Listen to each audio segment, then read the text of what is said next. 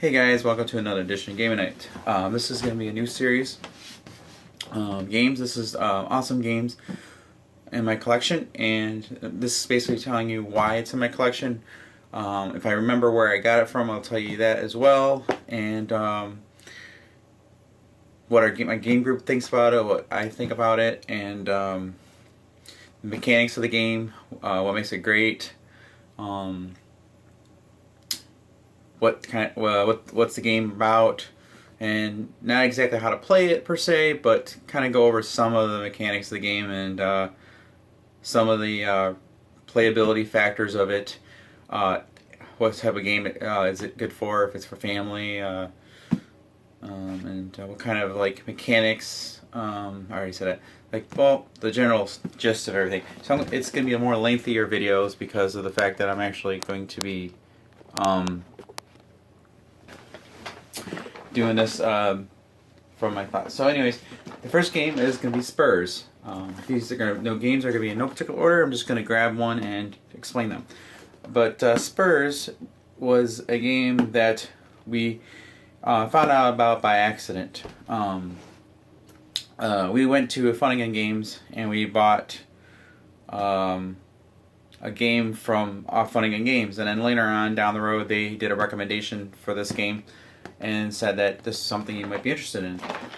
And my fiance likes the Old West stuff, and it looked interesting. And I'm a big Wild West fan, especially the spaghetti western type game. So, and she said, see if it looked interesting. Well, funny enough, I was watching on the Gen Con and all those other Origins and different things, and they were talking about this game before it was out and going through the earlier stages of the game. So it sounded interesting then, and then I said, I think I seen the video for this. So then I pulled it up and showed Shannon, and she goes, "This is how it plays." And she goes, "Well, if you think if it looks like something you'd play, pick it up for us." I said, "Okay." So we ended up pre-ordering it, and then after we pre-ordered it, they said if you pre-ordered it within this certain amount of time, you'd get some expansions. So we got all the early bird expansions that came with it. So let's go into it. So the game is, like I said, it's set in the West, and the reason why it's in my collection is basically there's no game I have that's like this. It's an open world sandbox type board game. Your object is to get victory points, by fame and reputation, and you get it by numerous things. You have little objectives on the board that are randomly placed by tiles. Let me grab some of those tiles here. So, and then I'll show you the board too as well. So they go by color. So you'll have a tile that's got this background in it, and that's where it goes on the map. And then this will be an enemy you want to encounter. It tells you how much victory points you get if you complete it. And the upper corner here, these two silver things are bullets that you have to pull out of your bag and shoot from your gun. And then this red mark is if you can't defeat this guy, you're gonna take 1 damage. And this is the victory points you get for taking the outlaw back to town. Now, if you move into a location with a enemy with a red bullet on the corner, you have to do that objective. If you move into a space, you can't just freely walk out of that space. So you have that. You have all kinds of different stuff besides outlaws. You might have to hunt bears, do mining, taming a horse. Let's see.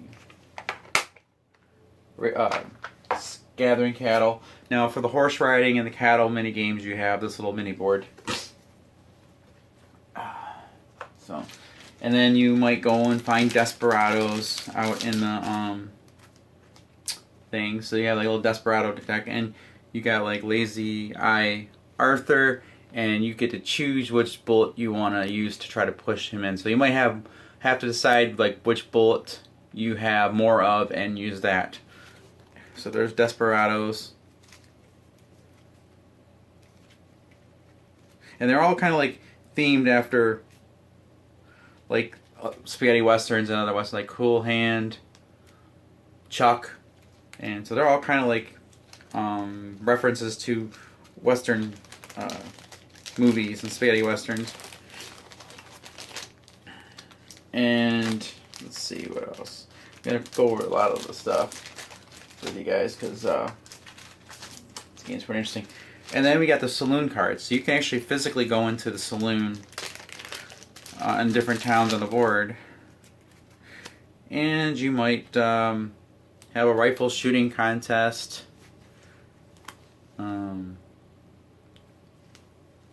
You might go in a dance show. You might do some gambling. And they're all random things you can do in the game. So you never know what you're going to turn over when you get into the saloon. You might run into the deputy sheriff. And when you're in town, you can even decide to rob the bank. You could be a good guy and just decide to go into a bank, rob it, and take the precautions. You really don't. Their characters don't really have a moral compass guide per se. Most of them are just, you basically do as you want. So, and then as for the bullets,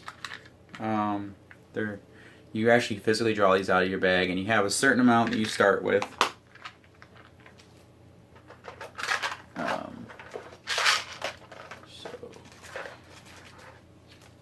And then you have the main deck. These are where you draw at the end of your turn. If you complete one of the directions on the board, you draw one of these, and they will tell you where to put what tile to draw from, and where might have something happen in the game. Like this one says, place this card in the Cactus Creek. The next horse to be sold here gives a $15 bonus. So you have events that can happen. There's even like snakes in your boots. You have to shoot like this one says a rattlesnake attack. That player must shoot that snake or take one bullet. So you basically play down another player and say, "Oh, there's a snake in your boot," and or something like that, and they take it, and it jumps out, and they got to shoot the snake before it bites them or something. So there's that. You have figures, but what's cool is you got little colored bands on the bottom, so they all look the same. But you use the color that you want to represent your character, so you can tell by that. So, and then there's the equipment deck. Get random equipment, because each town will get equipment that will help you out, like the improved saddle.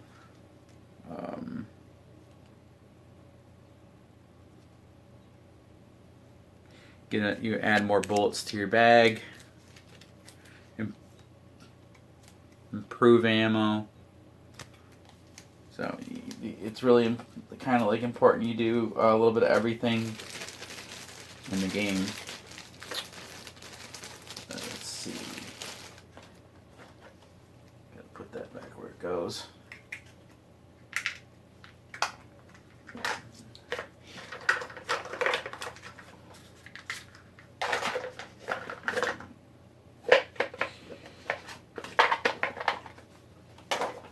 And then you got some of these towns. You got the Lucky Boot.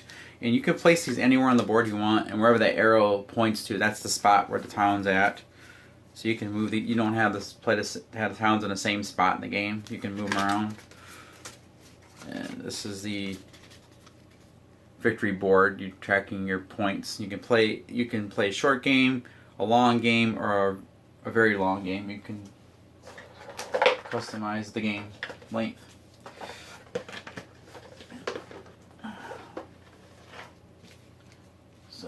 And then this is the board. It's a pretty good sized board and has different areas that you can go. Being that there's no town specifics on it, you can move anywhere. So now I'm going to go over the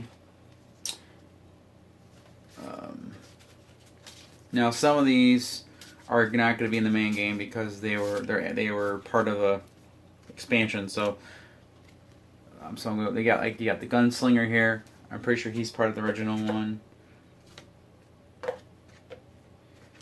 You got the lawman.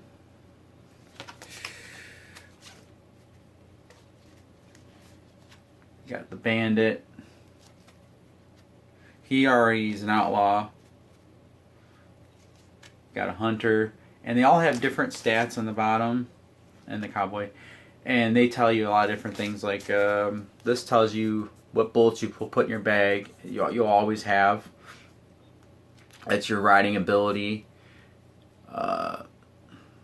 your special ability if you have any, and that's how many spurs you have. And they allow you to roll extra dice, draw more items out of your bag, but you have to do that before you do any die rolling. So you can say, okay, before I take an item out of anything out of my bag, I can spend 1 spur and draw 1 additional bullet. So you can spend as many as you want, but each one lets you have to make that decision before you start pulling your stuff out. So if you know you need like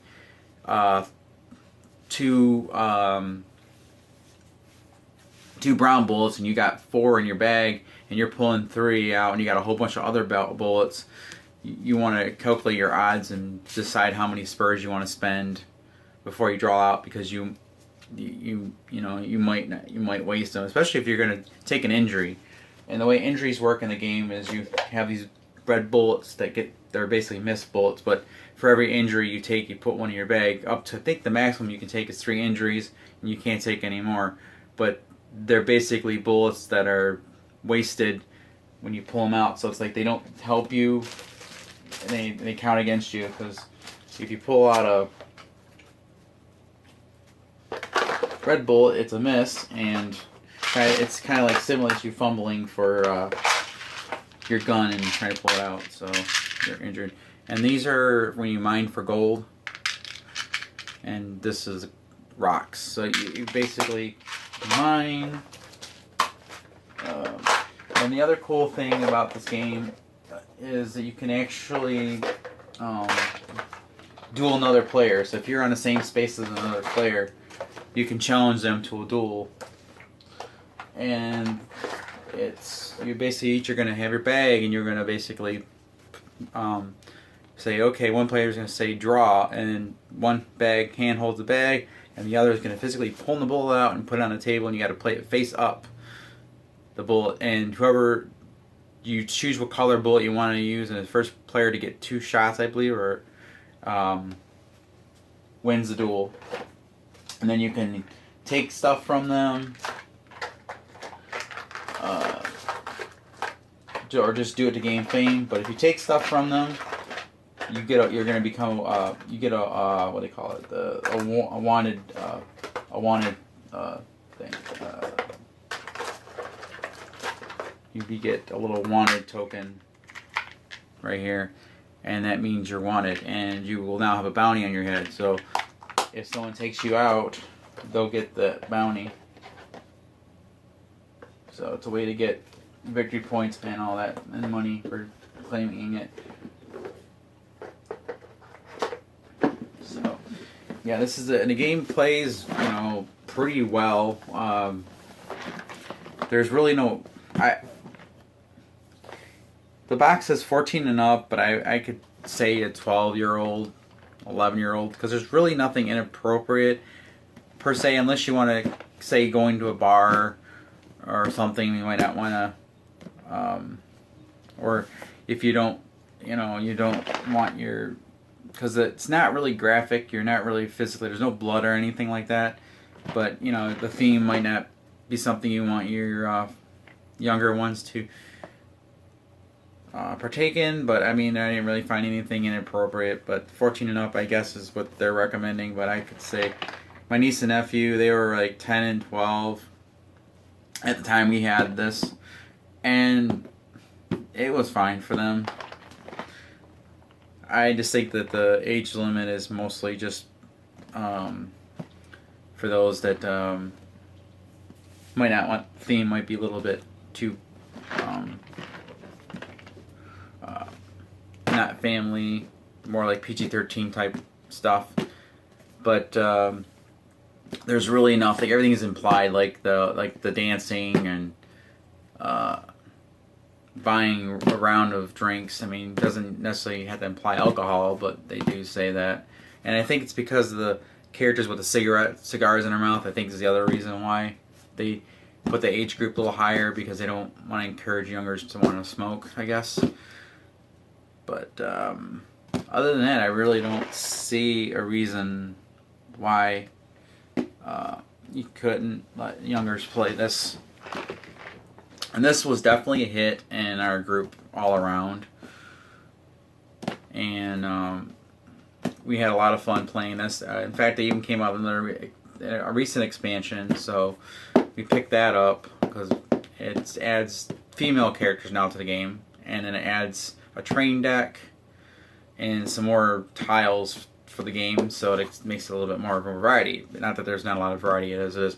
The only complaint some people might have with the game is like the events. There's like, they could have had more events, but they had like, I think every event's got, there's 2 of each in each deck, so there's like 2 snakes, 2 this and that. But to me, there's enough tiles and variety to keep you in the mini game. Some people might not like the mini game because it's different than the rest, but I think that's what makes this game great. You don't have to, if you don't want to hunt outlaws, you just want to tame cattle or ride horses and stuff, you don't have to do all that stuff. There's plenty of things to do in the game to get points without being restricted to one particular strategy. And then if you someone's in a league and you take them, you do a duel with them, you get more fame based because they're higher status than you, and you'll get more fame. So there's that competition. You're like, okay, I need to. This person's has got really a lot of points. If I take him out, I'll get more victory because I'm taking someone that's got a higher reputation than me, and things like that. So, and then you might see, this is going to give me a lot of points if I go for this one. It's a really tough challenge, and it's funny because you'll be like, there might be a thing that's like, you got tons of one bullet in your bag and you go for it, and it's like, I'm going to go shoot the bear. I got more of this bullet than anything. I guarantee to almost shoot this thing. You pull it up, you like pull it out your 3 bullets, all the wrong bullet type, completely miss. You go, okay, and your turn comes up. People are no longer, you aren't closer to it yet. You go to take out the bear again. You fail. And then finally someone comes up, has lesser of that bullet type than you do. Maybe have 1 or 2 in it. Go in there and they reach in, pull out a freaking bullet, shoot the bear that you're trying to go for. And then it's like, and you sit there, you got more bullets and stuff. So it's just pretty cool. And then at the end of the game, after somebody gets to the victory condition, doesn't mean they win, because then you count, like there's different categories for whoever has the most wanted posters gets victory points, whoever has the most bullets. So if you bought a lot of like different, it's not talking about your like the blank, it's basically talking about the brown and silver ones and stuff, the ones you calculated, you add up all those up. So, and whoever has the most bullets wins that category and stuff like that. And I think also the most money as well. And then after all that, and you add those points up, so you get victory points. So even if someone's off is like doesn't look like they're gonna win because they're like 2 or 3 points off. I've seen we play games where one person hit the in-game condition, but because someone else had more more of the other categories, they gain extra points that put them over. So just because someone hits that in-game part and we stop, you still can get points based off of getting the other categories like most wanted, most bullets, most money, and stuff like that. So that can make a difference between winning and losing the game as well.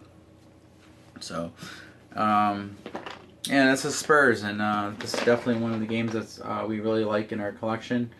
So if it's something that looks like interesting to you, check it out. Thanks for watching. See you guys next time.